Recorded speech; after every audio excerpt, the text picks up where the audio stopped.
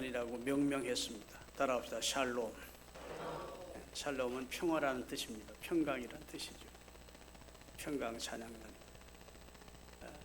평강 찬양단이 이제 평강 찬양대로 조직이 돼서 우리 교회 첫 찬양대로 영광을 돌리게 될 줄로 믿고 감사합니다. 옆에 분들하고 인사를 좀 하십시다. 은혜 받고 가십시다. 이 무더위에 나오셨는데 은혜 받고 가셔야죠. 우리를 정죄하지 않고 우리 죄를 담당해 주신 예수님에 대해서 하나님의 말씀을 소개하려고 합니다. 유럽의 소설 가운데 이런 이야기가 나옵니다. 고급 밍크 코트를 파는 가게에 밍크 코트를 잊어버리는 도둑을 맞게 됐습니다. 그 비싼 외투를 도둑 맞은 주인이 신고를 했습니다.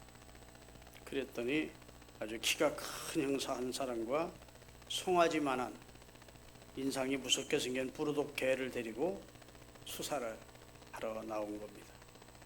동리 사람들이 모여들었습니다. 그리고 수근수근합니다. 저 외투집에 외투를 도둑 맞았대. 저 개는 뭐야? 저 개가 그 유명한 경찰견인데 범죄자를 다 잡아내는 능력이 있대. 이렇게 수근거리고 있었는데 그 개를 데리고 온 키 큰 형사가 동리 사람들에게 이렇게 소리를 쳤습니다. 여러분, 저는 형사인데 도둑 잡으러 왔습니다. 여기 계신 분들은 한 분도 집에 돌아가지 마시고 수사에 협조해 주시기 바랍니다. 그리고 이 개가 여러분 곁을 지나갈 것입니다. 이 개는 죄인을 잡는 데 탁월한 재능이 있습니다. 그러더니 슉슉 이러니까 개가 모여든 동네 사람들한테 가까이 가니 사람들이 막 혼소만한 개가 킁킁거리면서 덤비니까 무서워서 이러고 있는데 가다가 어떤 점잖은 남자의 바지를 꽉 무는 겁니다. 그러니까 이 사람이 막 얼굴이 흑색이 되더니 아이고, 내가 죽일 죄를 졌습니다. 무슨 죄를 졌어? 하고 형사가 묻었어요. 나는 외투를 훔쳐가지는 않았지만 밀주를 만들어 국가에서 불법이라고 하는 밀주를 만들어 팔아가지고 지금까지 돈을 벌었습니다. 내가 잘못했습니다. 형사가 딱 주갑을 채웠어요. 또 개가 킁킁킁 어떤 아주머니 바로 쾅 물어보고 아주머니 무슨 죄를 졌어?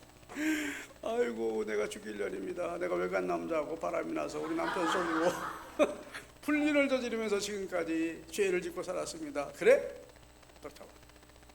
또 쿵쿵쿵 내니까 사람들이 하나를 팍 물었습니다. 그 아파트 그 관리소장인데 아이고, 내가 죽일 놈입니다. 내가 정한 쇠외에 덧붙여가지고 횡령을 했습니다. 이러면서 나는 세금을 떼먹고 세금 증수해가지고 횡령했습니다. 나는 뭐 했습니다. 다 자기 죄를 고백하는 겁니다. 그러다가 이 개가 외투 잊어버렸다고 신고를 한 그 외투집 주인에게 가서 하더니 사람의 발을 쿵 물었다. 잘못 물은 것 같잖아요. 이 사람은 신고했고 범죄자 잡아달라고 했는데 이 사람을 꽉 물어버리니까 그런데 이 사람은 의외로 아이고, 내가 죽일 놈입니다. 내가 죄인입니다. 사실은요, 그 외투가 내 것이 아니고 우리 동서집에 가서 외투가, 우리 동서도 외투 장사하는데 너무 좋은 외투가 있어서 그 두 벌 훔쳐왔는데 그걸 잊어버린 겁니다.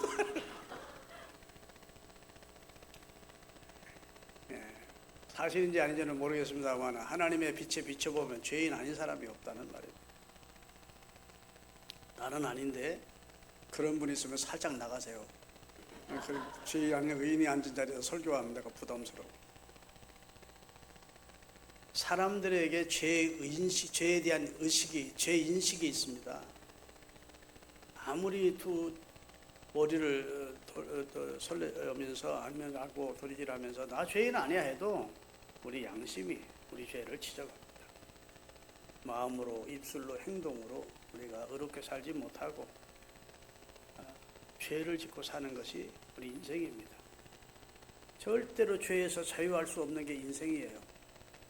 왜냐하면 우리 속에 죄의 본성이 들어와 있습니다.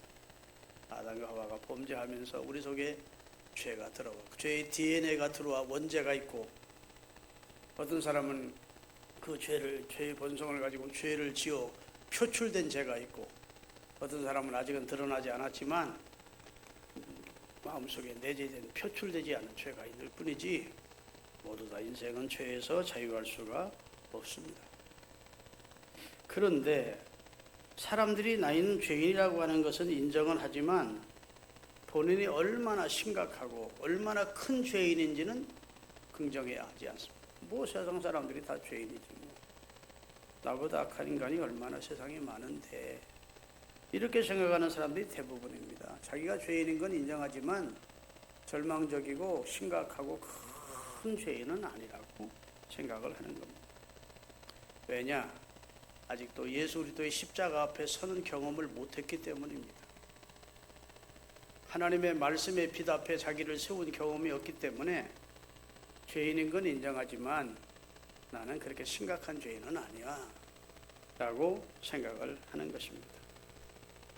여러분, 어두운 데서는 자신을 볼 수 없습니다. 깜깜한데 자기를 볼 수 없습니다. 자기를 보려면 두 가지가 필요합니다. 첫째는 자기를 보는 거울이 필요합니다. 거울이 있다 해서 깜깜한데 자기를 볼 수 있습니까? 없습니까? 볼 수 없습니다. 빛이 들어와야 돼요. 두 가지가 필요해요. 거울이 필요하고 빛이 들어와야 자기를 정확히 볼 수가 있습니다. 여러분, 하나님의 말씀은 거울과 같습니다. 다음에 할 때까지 기다려요. 그리고 그 말씀이 육신이 되신 분이 예수님입니다. 예수님 앞에 제대로 쓰면 내가 죄인이라는 사실을 알게 됩니다. 두 번째, 성령의 조명이 있을 때, 성령이 나를 깨우쳐 주실 때, 그때 내가 나는 심각한 죄인이구나. 하나님으로부터 용서의, 그리고 하나님으로부터 사죄의 축복을 받아야만 내가 길이 있구나. 이런 사실을 깨닫게 되는 것입니다. 예수님은 빛으로 이 세상에 오셨다고 요한복음 1장에 말씀하시면서 사람들이 빛 가운데 오는 것을 싫어한다는 겁니다. 왜? 자신의 죄가 드러날까 봐. 빛 가운데 오면 내가 죄인이라는 것을 알게 되고, 그리고 그 죄를 하나님 앞에 토설하게 되고, 우리 죄를 담당해 주신 예수 그리스도의 고마우신 은혜를 우리가 만나게 되고, 구원의 감격과 사죄의 축복을 받아 하나님 앞에 감격스러운 신앙생활을 할 수 있는데, 죄에 대해서 두려운 마음은 있지만 주님 앞에 나오려고를 하지 않는다고 예수님이 안타까워 하셨습니다. 여러분, 내가 죄인이라는 사실을 자각하고 예수 그리스도께서 내 죄를 대속해 준 분이라는 사실을 알고 믿고 그분에게 내 죄를 내놓고 고백하고 하나님 앞에 용서를 받으시면 그때부터 따라합시다. 영적 생활이 시작되는 것이다.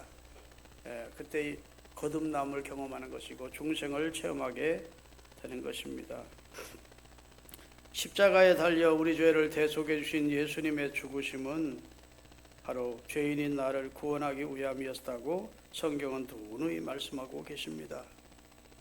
거듭난 그리스도인은 십자가를 통해 자신이 얼마나 크고 심각한 상태에 있던 죄인이었는지를 알게 됩니다. 하나님이 그 아들의 보혈을 통하지 않고는 인류의 죄를 속할 방법이 없기 때문에 하나님의 아들을 십자가에 매달아 죽였구나.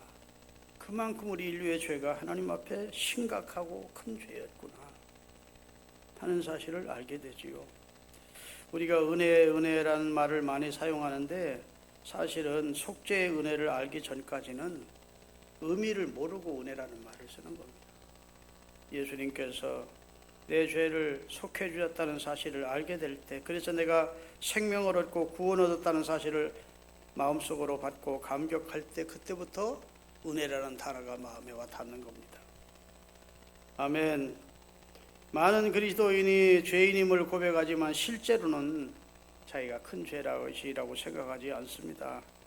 그런데 여러분, 죄의식이 강할수록 하나님의 은혜에 가까이 와 있는 겁니다.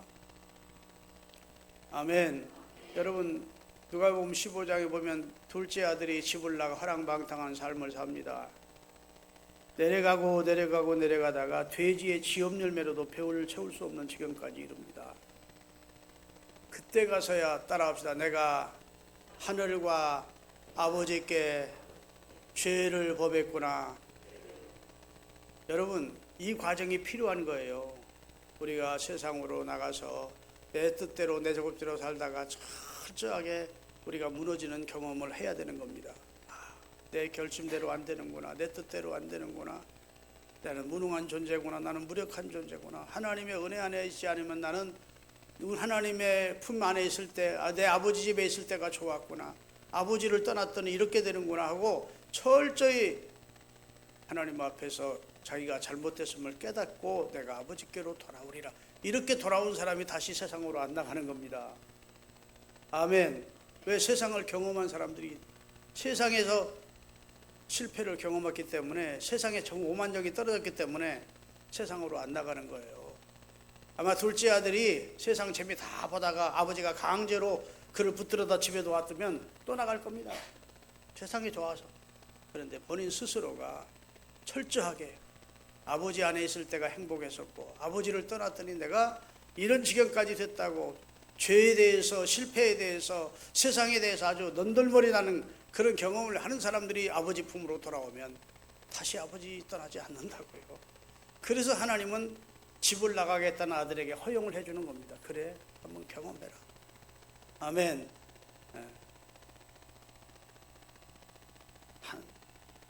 여러분, 한 남자가 결혼 30주년을 맞아 아내 생일이 되었을 때 선물을 해주고 싶었습니다. 어떤 선물을 받고 싶으냐고 아내에게 물었습니다. 그랬더니 아내가 선물은 필요 없고요, 내 생일날 2시간만 자신을 위해서 시간을 내달라고 그러는 겁니다. 그쯤이야 뭐 그러지. 쉽게 대답을 했습니다. 생일날 저녁 아내는 남편을 거실 소파에 앉히고, 여보, 지금부터 내가 당신에게 2시간 동안 내 마음에 있던 말을 할 거야. 당신은 내가 무슨 말을 하든지 맞아. 그럼 그렇지. 당신이 오라. 이렇게만 대답해 주세요. 그래. 그리고 나서 아내가 남편을 처음 만날 때부터 30년 같이 살아온 과정을 쭉 얘기를 하는 겁니다. 남편이 듣다 보니까 그것은 아닌 것이 많았습니다. 그래서 중간중간 여보 그건 하면, 여보 2시간만 맞다고 옳다고 동의해 줄 수 없어요? 말을 끊지 말고 계속 들어줄 수 없어요? 이렇게 부탁을 하니까 알았어. 그리고 나서 이제 계속 듣기를 시작했습니다. 10분을 듣고 있자니 속이 뒤틀리고, 20분을 듣고 있자니 화가 치밀어 오르고, 30분을 듣고 있자니 아내가 자기에 대해서 오해를 한 것도 많고 억울하기도 하고 답답해 죽겠더라는. 그런데 시간이 지나면서 남편은 지난 30년 동안 아내가 무슨 생각을 하면서 살아왔는지를 느낄 수 있었더라는 겁니다. 충격이 됐습니다. 30년 동안 같이 살았는데 어떻게 아내의 마음을 이다지도 몰랐단 말인가. 1시간 얘기하는 아내를 바라보면서 마침 남편은 급기야 눈물을 떨구기 시작했습니다. 결혼 이후 이때껏 아내가 겪은 마음의 상처와 아픔을 너무도 모르고 살아왔던 것을 깨달았습니다. 약속된 2시간이 지나고 나서 남편은 아내의 무릎을 붙들고 붙잡고 한참을 울었다고 합니다. 억울해서일까요? 아니야. 미안해서. 여보 미안해. 내가 잘못했어. 여보 용서해줘. 그러면서 하염없이 울었다는 얘기입니다. 여러분은 여러분의 배우자에게, 혹은 여러분의 부모님에게, 혹은 부모로서 여러분의 사랑하는 자녀에게 어떤 아픔을 주고 어떤 죄를 지었는지 생각해 보신 적이 있습니까?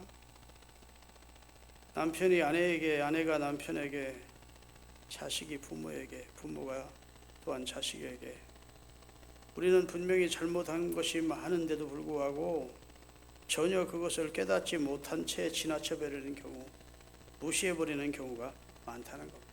내가 무슨 잘못을 했겠어? 나 같은 남편이 어딨어? 나 같은 아내가 어딨어? 이렇게 사는 거죠. 지금부터 꼭 25년 전 1999년 1월 23일 날 58살의 스탠리 그레이엄이라는 미국 선교사는 10살 된 아들 티모시와 8살 된 아들 필립을 데리고 인도 오리사주의 산탄 부족을 위해서, 산속에 난 산족을 위해서 부흥 집회를 인도하러 갔습니다. 정글 부흥 집회에 가서 말씀을 전거했습니다. 그 집회가 끝난 후에 묵을 만한 방이 없어서 날이 밝을 때까지 타고 간 지프차에서 아들 둘과 새우잠을 자기로 결정을 했습니다. 그런데 이들이 잠들기를 기다렸던 힌두교 근본주의자들이 지프차에 돌을 던져 유리창을 깨고 휘발유를 차 안에 붓고 불을 질러버린 겁니다. 선교사와 두 아들은 지프차에서 나와보려고 안간힘을 썼지만 밖으로 나올 수 없게 해놓고는 그들이 불에 타 죽는 모습을 보면서 환호성을 질러 댄 것입니다. 결국 선교사님과 두 아들은 꼭 껴안은 채 순교를 했다고 실화입니다. 이런 처참한 만행을 저지른 힌두교인들은 자신들이 죄가 얼마나 끔찍한 죄인지를 모르는 겁니다. 여러분, 인류의 죄가 이렇습니다. 나는 죄지요. 아니야.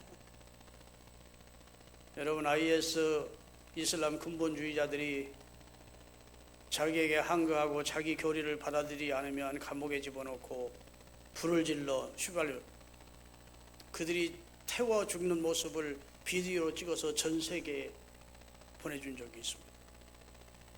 자기를 거부하는 사람들 무릎을 꿇리고 머리에 검정 2건을 씌우고 뒤에서 하나씩 총으로 쏴 죽이는 것도 우리는 보았습니다.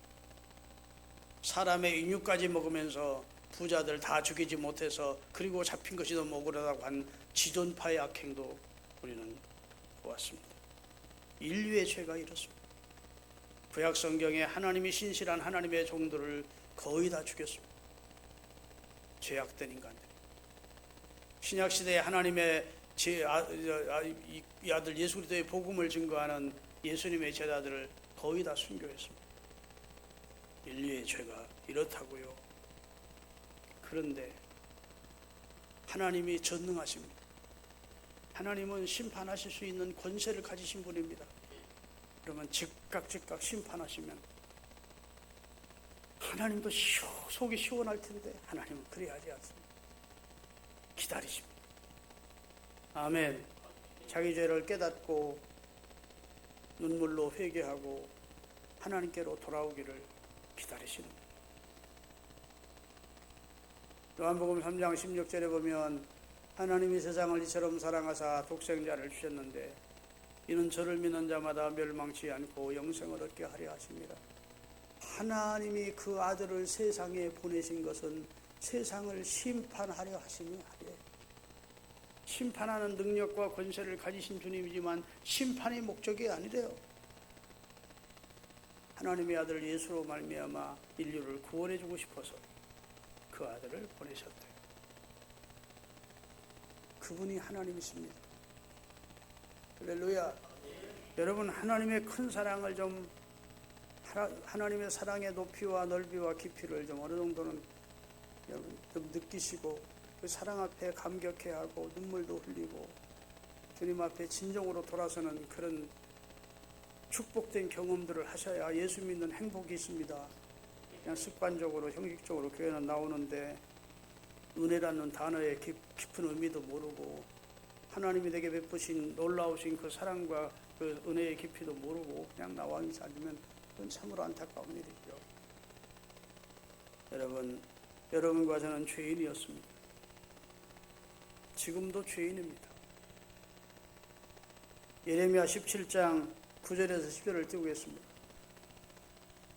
만물보다, 여기 만물 속에는 생물, 동물, 식물 다 들어갑니다. 모든 만물보다 더 거짓되고 더 부패한 것이 사람의 마음입니다. 그걸 누가 알리요?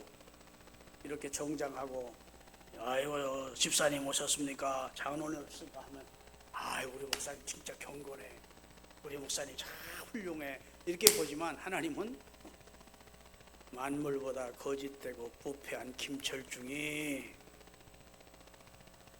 너 사람들은 못 보지만 나는 너를 본다. 이를 능히 누가 알리오마는, 누가 한다고요? 10절, 나 여호와는 내 심장을 살피고 내 폐부를 시험하 그의 행위와 그의 행실을 다 알고 보고. 교회 나갔더니 겁나는 소리만 하네. 여러분 심각하게 받아들여야 됩니다. 여러분과 제가 나중에 하나님 앞에 섰을 때 변명할 거리가 없어서 심판의 대상이 되지 마시고, 지금 하나님 앞에 여러분을 세워놓고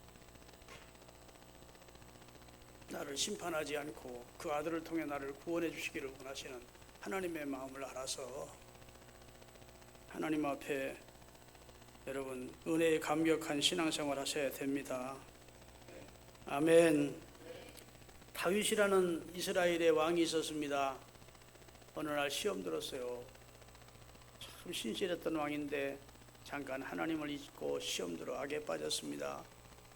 그래가지고 남의 아내를 보니까 예쁘게 느껴져서 데려다가 간음했습니다. 근데 애를 뱄대. 잉태를 한 겁니다. 큰일 났네 이거. 그래서 남편이 누구냐고 물어봤더니, 부하를 시켜 물어봤더니 전선에 나가 있는 우리아 장군이라는 거야. 그래, 그를 죽여야 되겠다. 물론 뭐 죽이기 전에 휴가를 주어서 변명할 거리를 찾아보지만 충성스러운 우리아가 그걸 받아들이지 않고, 아이고 지금 병사들은 전선에서 생사를 걸고 싸우는데 나 혼자 어떻게 내 아내와 즐기리까, 나는 집으로 가지 않겠습니다 하고 왕궁에서 자고 그냥 돌아가는 겁니다. 할 수 없이 요압 장군에게 특별 서신을 씁니다. 우리아를 전선 제일 앞장서에 세워가지고 적의 화살에 죽게 하라. 그래가지고 자기와 놀아난 정부의 남편을 살인 교사해서 죽이도록 했다. 그리고도 자기가 얼마나 심각한 죄를 저질렀는지를 모르고 살았다고. 하나님이 다 보고 계시다가 안 되겠다 싶어서 나단이라는 하나님의 선지자를 보냅니다. 어째 들어왔습니까?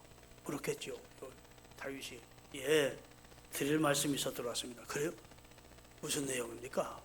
왕이시여 제 말 좀 들어보십시오. 어떤 부잣집에 손님이 왔는데 그 부자는 양이 100마리가 넘었습니다. 엄청나게 양이 많은데 자기 양 잡아서 손님 접대하면 될 텐데 이웃집에 아주 가난한 양 한 마리 데리고 사는 가난한 자가 있었습니다. 그 사람은 양을 얼마나 사랑하는지 양과 함께 잠을 자고 양과 함께 지내면 진짜 양을 사랑하는 한 마리밖에 없는 가난한 사람이었습니다. 근데 그 부자가요, 그 가난한 사람의 양 한 마리를 뺏어다가 자기 집에 온 손님을 양 죽여가지고 대접했습니다. 이런 사람 어떻게 하면 좋을까요? 그랬더니 다윗이 그런 놈이 있어요? 그 천인공노할 놈이네. 죽여야 합니다. 뭐 그런 거예요. 나단 선지자가 누구를 빗대서 하는 얘기입니까? 다윗과 우리아를 빗대서 하는 소리입니다. 그러니까 다윗이 왕이시여 당신이 바로 그 죽일 놈입니다. 하나님이 당신을 사랑해서 높여주셨고 당신에게 많은 여인들을 처첩을 두게 했는데 우리아라는 한 충성스러운 군인의 아내를 당신이 취하여 그를 전선에 보내 죽이고 그를 아내로 삼은 당신이 죽인 죄입니다. 그때서야 뒤통수를 맞는 것 같아요. 그래서 다윗이 여호와 하나님 잘못했습니다 하고 얼마나 회개를 했던지 그가 흐르는 눈물이 눈물과 땀이 그의 침상에 곰팡이가 될 정도로 하나님 앞에 회개를 했다고요. 아멘. 여러분, 다른 사람의 죄는 잘 보면서 자신의 죄는 전혀 보지 못하는 것이 우리 자신의 모습입니다. 누가복음 5장에 보면 예수님이 베드로의 배에 타셔서 깊은 곳으로 가서 그물을 내려 고기를 잡으라 하십니다. 사실은 밤새도록 그물을 던지는데 한 마리도 못 잡은 상황이었습니다. 주님이 말씀하시니까 존중해서 깊은 바다에 그물을 던졌습니다. 한 번 던졌는데 그물이 찢어질 정도로 많이 잡히면서 친구의 배까지 2배를 채우게 됐습니다. 자, 이렇게 되면 지금 베드로가 기뻐서 덩실덩실 춤을 춰야 될 상황입니다. 고기 많이 잡았으니까. 그런데 예수님 앞에 탁 무릎을 꿇었습니다. 주님, 저를 떠나세요. 저는 죄인입니다. 아멘. 예수님이 너 죄를 지적한 적이 없어요. 베드로 보고 너 죄지, 너 이제 내가 보니까 너 죄가 많구나, 지적한 적이 없어요. 그렇다고 베드로가 그날 갑자기 죄를 많이 지은 것이 아니에요. 그런데 예수님의 말씀의 능력 앞에, 예수님께서 말씀 한마디로 물고기를 그렇게 많이 잡고 있는 그 예수님이 자기 동생 안드레가 소개한 대로 하나님께서 보내신 메시아이고 하나님의 아들이라는 사실을 영안이 열려 알고 깨닫게 된 겁니다. 그리고 자기가 얼마나 지금까지 추하게 살았는지 자기 자신을 보게 된 겁니다. 거룩하신 주님과 자기가 같이 있을 수가 없다는 것입니다. 주여, 저를 떠나세요. 저는 죄인입니다. 여러분, 우리가 신앙생활 하면서 이런 의식이 우리 속에 있어야 돼요. 아멘. 여러분, 예수님을 십자가에 못 박은 유대인들이 자신들이 얼마나 큰 죄를 범하고 있는지를 몰랐습니다. 자기들은 신성 모독을 하고 있는 예수라는 이단자를 죽이는 줄로 알았습니다. 정말 그가 하나님의 아들이시고 우리의 죄를 속량하러 오신 예수 그리스도는 메시아라는 사실을 알고 믿었다면 어떻게 그들이 그렇게 치욕스럽게 예수님을 죽일 수 있었겠습니까? 몰랐습니다. 그러기에 예수님은 십자가 위에서 이렇게 기도를 하신 겁니다. 누가복음 23장 34절에 이렇게 기도를 하십니다. 아버지여, 저들의 죄를 사하여 주옵소서. 같이 읽겠습니다. 예수께서 이르시되, 아버지, 나를 십자가에 매달고 조롱하는 저들의 죄를 용서해 주옵소서. 저들은 저들 자신이 무슨 짓을 하는지 알지 못하고 저렇습니다 하고 그들의 입장에서 그들을 변호해 주셨다고요. 아멘 좀 하십시다.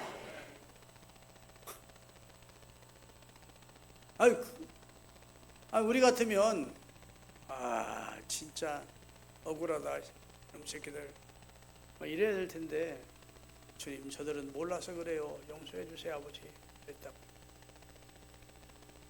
예수님이 그러고 나서 부활 승천하십니다. 그리고 약속대로 성령을 부어주십니다. 성령 받은 제자들 가운데 베드로가 솔로몬 행각 앞에 우뚝 서서 모여든 유대인들에게 설교를 했습니다. 당신들이 십자가에 매달아 죽인 예수는 하나님의 아들이셨다. 그분은 여러분과 저를 죄에서 구원하기 위하여 하나님이 보내신 하나님의 아들이셨다. 근데 당신들이 이방인에게 넘겨주어 십자가에 매달아 죽였다 하고 그들의 그릇된 죄와 허물을 지적했습니다. 그랬더니 사도행전 2장 37절에 그들의 반응이 어땠는지 보시겠습니다. 사도행전 2장 37절 다 같이, 그들이 베드로의 설교를 듣고 마음에 찔려 베드로와 다른 사도들 앞에 물어 이르되, 형제들아, 우리가 어찌할꼬 하거를 대답해 줍니다. 거기에 대한 해답이 나와요. 38절 베드로가 이르되, 너희가 회개하여, 자, 죄라고 하는 사실을 깨닫고 내가 죄를 범했다는 사실을 깨달으면 우선 해야 될 것이 무엇입니까? 회개입니다. 내가 아버지께로 돌아가리라. 내가 하늘과 아버지께 죄를 얻었사오니 이제는 아버지 아들의 일컬음을 감당할 수 없겠다. 이렇게 겸손히 낮아져서 죄를 회개해야 되는 겁니다. 천국은 의로운 자가 가는 것이 아닙니다. 회개한 자가 가는 겁니다. 그래서 회개하라, 천국이 가까우니라. 세례 요한도 예수님도 복음의 제1성이 회개하라는 선언이었습니다.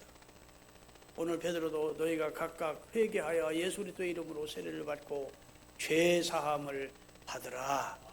죄 사함이 임하는 순간 성령이 너희들에게 선물로 주어진다. 이렇게 말씀해 주셨습니다. 18세기 영국의 대부흥운동은 조나단 요한 웨슬레이 목사님의 세계운동을 통해서 영국이 다시 번영하게 됐고, 미국의 영적 대부흥운동은 조나단 에드워드 목사님의 설교를 듣고 수많은 미국인들이 회개의 물결을 잃으면서 하나님 앞에 돌아오면서 미국이 다시 하나님의 복을 받게 됐습니다. 대한민국 교회도 1907년 평양 장대현 교회에서 길선주 목사님의 회개 운동을 통해서 전국 교회가 회개를 하면서 우리 대한민국이 기록적인 부흥 성장을 통해서 이와 같은 축복을 받게 된 줄로 믿습니다. 잠언 28장 13절입니다. 다 같이 읽겠습니다. 잠언 28장 13절. 자기 죄를 숨기는 자는 형통하지 못하나 자기 죄를 잡아가고 하나님 앞에 죄를 버리는 자는 불쌍히 여김을 받느니라. 요한 1서 9장 1장 9절 10절입니다. 만일 우리가 우리 죄를 하나님 앞에 자백하면 회개하면 그는 신실하시고 의로우시고 분이라서 우리 죄를 사하시고 우리를 모든 불의에서 깨끗하게 하실 것이요. 그 다음에 만일 우리가 범죄하지 않았다, 나는 죄 없어, 나는 죄진 적이 없어 하면 하나님을 거짓말하는 자로 만드는 것이니 또한 그의 말씀이 우리 속에 있지 아니하리라. 하나님의 말씀이 그 속에 없기 때문에 나는 죄 없어, 나는 죄진 적 없어, 이런 말을 하는 것은 하나님의 말씀, 죄를 밝혀주는 하나님의 말씀이 그 속에 없는 겁니다. 하나님은 죄 있다 하시는데 나는 죄 없다 하면 누구를 거짓말하는 자로 만드는 겁니까? 하나님이 거짓말하는 자로 만드는 그런 죄까지 더해지는 겁니다. 여러분, 저를 따라하십시오. 하나님 아버지, 저는 죄인입니다. 할렐루야. 이게 여러분 앞에 신실한 고백이 되어야 됩니다. 믿습니까? 여러분, 제가 23살 때요, 20살 때부터 제가 교육전도사를 했어요. 일찍 했죠. 23살 때 하늘산 기도원에 은혜 받으러 갔습니다. 그곳에 가서 정말 눈물로 회개다운 회개를 하고 싶었습니다. 신학생이면서도 신학생답게 살지 못하고 전도사이면서도 전도사답게 살지 못하는 내 자신이 너무 하나님 앞에 죄스러워서 좀 속 시원하게 회개하고 하나님의 사죄의 은혜를 힘입고 싶었습니다. 가서 3일 동안 기도를 하는데 하는 다른 기도를 하지 않았습니다. 하나님, 제가 죄인임을 보고 알고 깨닫게 해주세요. 그리고 진심으로 회개하고 새롭게 되게 해주세요. 이런 기도를 3일을 드렸어요. 그런데 참 하나님이 나를 불쌍히 여기시고 은혜를 베푸셨는지 하나님이 내 눈을 밝히셔서 내 뼛속까지, 세포 속까지 죄가 들어있는 걸 보여주더라고요.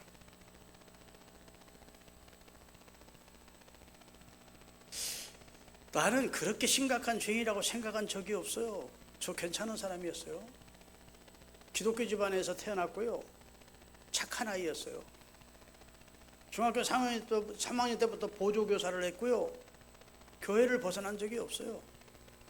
하나님의 말씀을 들었기 때문에 내가 죄인이라는 사실을 인정했지만 내가 그렇게 심각하고 그렇게 절망적이고 그렇게 큰 죄인인지라는 사실은 인정할 수 없었어요. 이 세상에 내가 제일 가증하고 내가 제일 더럽고 내가 가장 큰 죄인이라고 느껴지도록 하나님이 역사를 하시더라고요. 이거 조금도 겸손한 얘기 아닙니다. 조금도 보탠 얘기가 아닙니다. 하나님이 나처럼 가증한 자가 없는 것입니다. 나처럼 시옥스럽고 더러운 자가 없는 것임을 깨닫게 해주시더라고요. 누구보다는 내가 그래도 낫지, 그렇게 상대적으로 죄인식을 가지고 있었는데 내가 가장 큰 절망적인 죄인이고 하는 걸 알게 하시더라고요. 아멘. 여러분, 제가 간증을 들었는데요, 병원 의사 원장 장로님이 나가시는 교회가 있었습니다. 그 원장 장로님하고 부인 권사님이 제일 성전의 앞자리에 앉아서 은혜를 받는데 마음속에 늘 교만이 자리잡고 있었습니다. 이 교인들은 좀 수준이 떨어져 있는 사람들, 못 배운 사람들이 나하고 레벨이 맞는 사람이 별로 없다고 그렇게 늘 불평하면서 부인한테 그러면서 교회를 다닌 겁니다. 근데 부흥회를 열었어요. 강사 목사님이 설교 열심히 하더니 지금까지 하나님 앞에 허물진 죄, 죄악된 생활을 하나님 앞에 진심으로 하나님 앞에 회개하고 용서받은 감격을 가지고 일어나세요. 그런 거예요. 그리고 이제 통성기도를 시킨 겁니다. 응답 받기 전에는 일어나지 말라고. 그러니 장로가 벌떡 일어나 갈 수는 없잖아. 하나님 앞에 이렇게 하나님 내가 죄인인지를 깨닫게 해주세요. 뭐 이런 게 나오는데 갑자기 앞에 사람 하나가 툭 튀어나오죠. 환상 중에. 근데 얼마나 더러운지. 그래가지고 막 흉측스러울 만큼 더럽고 막 추한 냄새까지 막 풍기는 사람이 자기 앞에 나타나는 겁니다. 그래서 그 병원 원장 장로님이 왜 이런 걸 나에게 보여주나 싶어가지고 깜짝 놀라서 하나님 앞에 이제 기도했대요. 하나님, 이게 도대체 무엇입니까? 왜 이런 걸 제게 보여주십니까? 그랬더니 그게 바로 네 모습이다. 거기서 꼬꾸라지고, 하나님 볼 때는 내가 그런 추한 장로야, 그렇게 교만하고 되지 못하고 된 줄 알고 알지 못하고 아는 줄 알고 깨끗하지 못하고 깨끗한 줄로 생각하고 있던 내 모습을 하나님이 그렇게 더럽게 봐. 거기서 눈물 굴물면서 회개하고 나서 모든 교인들이 자기보다 다 나은 사람들로 보이더래. 아멘. 그전에는 무시했었는데, 야, 저분도 하나님이 다 용서해 주셔. 저분도 하나님이 받아주신 사람. 그때부터 신앙생활이 달라졌다는 거예요. 저도 그런 경험을 23살에 했습니다. 그리고 24살 때 담임 목회로 전도사로 교회를 담임하러 간 거예요. 그전에는 나보다 악한 사람 많지, 죄인 많지 그랬는데 나보다 더 추하고 가증한 죄인이 없다고 그렇게 느껴져요. 아멘. 그렇게 느껴지니까 절대로 내가 하나님 앞에 의롭다는 생각을 못하는 거예요. 그 다음에 두 번째, 남을 정죄를 못해. 저놈은 죄인이야, 이런 소리도 못해. 진짜 하나님 앞에, 십자가 앞에 서서 하나님의 은혜를 경험한 사람은 자기가 죄인임을 인정하지 않을 수가 없고, 아멘. 다른 사람에게 손가락질 할 수 없어요. 비판할 수 없어요. 정죄할 수 없어요. 여러분, 오늘 본문 말씀 설명하고 마치렵니다. 예수님이 십자가에 돌아가시기 3일 전에 예루살렘 성전에 가서서 말씀을 전하고 계시는데, 당시 서기관과 바리새인들이 예수님을 적대시하는 그룹입니다. 서기관은 율법을 가르치는 학사들이고 바리새인들은 율법을 준행하면서 늘 자기들이 최고의 종교인이라고 자긍하고 있는 종교인들입니다. 그 사람들이 외간 남자와 간음하다가 현장에서 붙잡힌 현행범을 끌고, 여자를 끌고 예수님 앞에 딱 세워놓고, 예수 선생, 이녀는 다른 남자와 간음하다가 우리가 현장에서 잡아왔어. 신명기 22장, 레위기 21장에 보면 남편 외에, 아내 외에 다른 남자나 여자와 간음하면 죽이라 했는데, 돌을 들어 죽이라 했는데, 선생은 하나님의 아들이라며, 선생은 뭐라고 대답하겠어? 이렇게 물은 겁니다. 자, 죽이라 하면, 모세 율법대로 죽이라 하면 하나님의 말씀을 준행하는 그런 하나님의 아들이 되는 것이고, 죽이지 말라 하면, 죽이라 하면 노마법을 어기는 것이고, 노마의 총독의 허가가 없으면 식민지 백성이라도 죽일 수 없어요. 죽이지 말고 살리라 하면 모세의 법을 위반한 거예요. 꼼짝없이 예수님이 걸려들게 생긴 상황입니다. 그리고 그들이 다 돌을 하나씩 들고서 눈에 핏발이 서가지고 말씀하세요. 이 여자를 돌로 때려 죽일 테니까. 참 간악한 사람들이죠. 남자하고도 같이 데려왔어요. 남자는 도망을 갔는데 남자는 돌려보내고, 그리고 여자만 데려다 놓고 지금 예수를 올무에 딱 잡으려고 그러는 거예요. 예수님이 자리에 앉으시더니 뭐라고 쓰셨대. 그러니까 말씀하세요. 이 여자를 살려요, 죽여요? 이러니까 예수님이 일어나시더니 주위를 둘러보시면서 너희 가운데 죄 없는 자가 있거든 이 여인을 돌로 치라. 그리고 다시 앉으셔서 글을 쓰기 시작하는 겁니다. 사람은 다 양심이라는 게 있거든. 하나님이 양심을 마음에 새긴 율법이래요. 자기를 돌아보니까 자기도 하나님 앞에 그렇게 깨끗하고 의로운 존재가 아니에요. 마음으로, 입술로, 행위로 범죄하며 산 자신을 바라볼 때 용기를 내서 그 여인에게 돌을 들어 그 여인에게 던질 수가 없었어요. 그래서 돌들을 내려놓고 나이 먹은 사람부터 젊은이까지 다 돌아갔습니다. 그리고 나서 예수님과 그 여인만 남은 거예요. 예수님이 말씀하십니다. 여인아, 너를 정죄하는 자가 없느냐? 정죄라는 말은 죄를 정하다는 말입니다. 죄를 단정하다는 거예요. 너는 죄인이야 하고, 아주 무서운 거죠. 정죄. 너를 정죄하는 자가 없느냐? 예, 없나이다. 여러분, 그냥 예, 없나이다 했을까요? 눈물을 흘리면서 했을까요?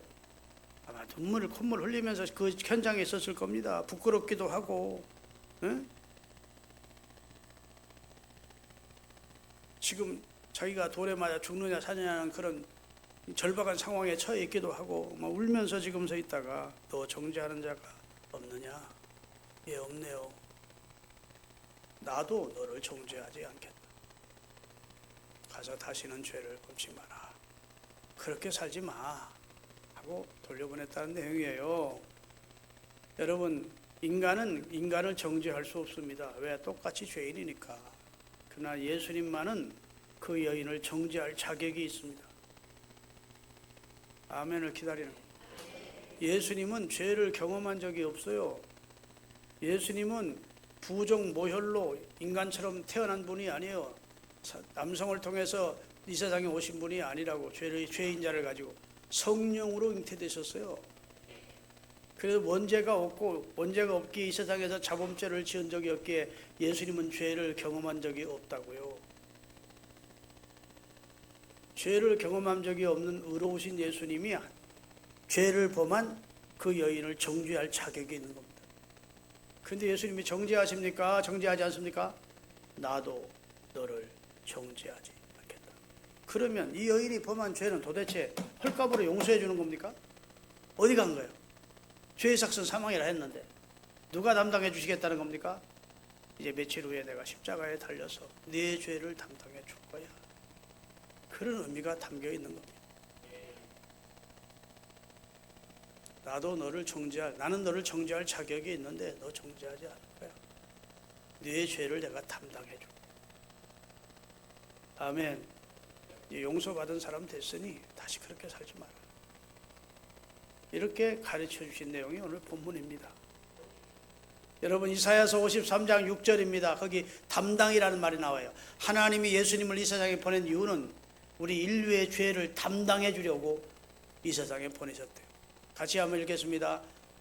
우리는 다 어리석기 그지없는 양 같아서, 짐승 같아서 그릇 행하여 각기 제 길로 갔거늘 여호와 하나님께서는 우리 모든 인류의 죄악을 예수님에게 전가시키셨대요.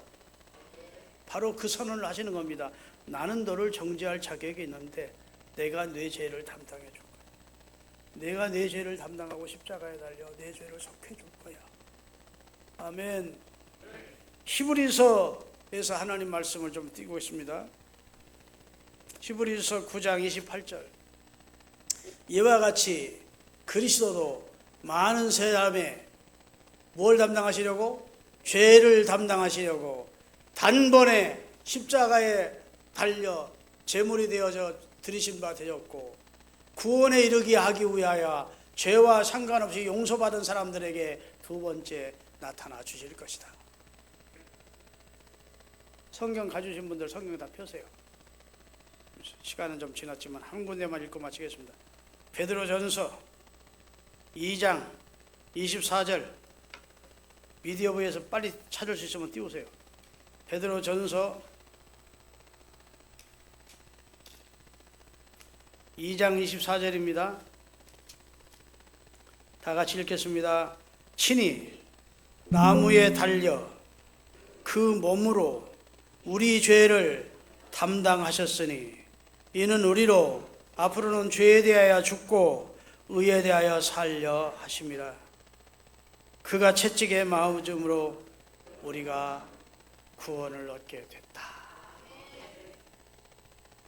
여러분, 제가 오늘 장황하게 말씀을 드렸지만 포인트는 하나입니다. 우리는 다 죄인이고 죄의 삭은 사망인데 사랑의 하나님이 우리를 지옥의 형벌을 다 가게 할 수 없어서 당신의 아들을 통해 우리 죄를 담당시키시려고 그 아들을 보내셨고, 실제적으로 현장에서 죄를 방어하고 돌에 맞아 죽어야 될 한 여인을, 그 죄를 담당해 주시는 얘기를 하고 있는 겁니다.